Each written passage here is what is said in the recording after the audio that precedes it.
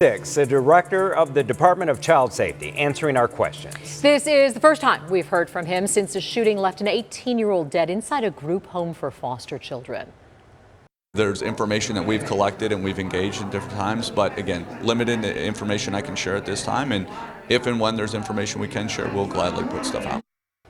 ABC 15 has been reporting on allegations from former employees about drugs, alcohol, fighting, and guns on that group home campus.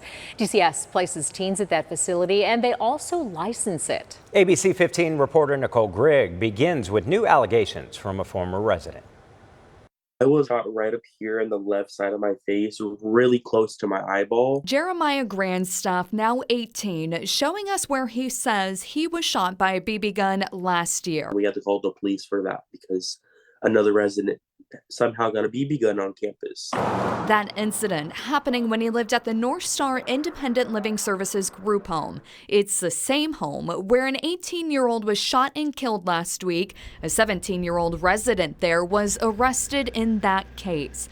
Jeremiah was eventually relocated to a different North Star group home where he says one of his roommates started doing drugs inside the home after being sober. I had let the staff know multiple times. I even called the Department of Child Safety, their 24/7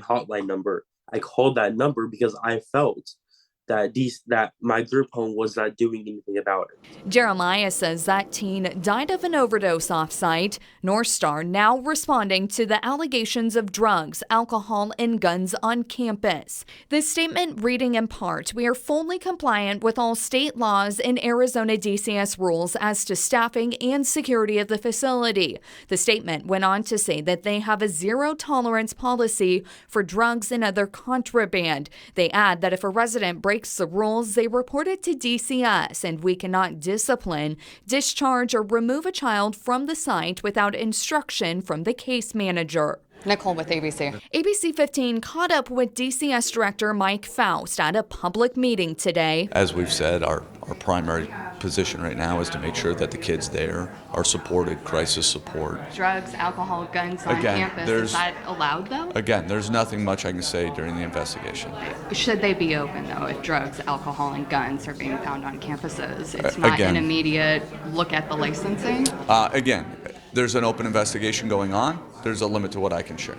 North Star has 5 active facilities. The contract between DCS and North Star shows they make anywhere from $130 to $200 a day per kid, depending on their level of trauma. As for Jeremiah, he's concerned about the teens still living at North Star. Because DCS is a government-ran system.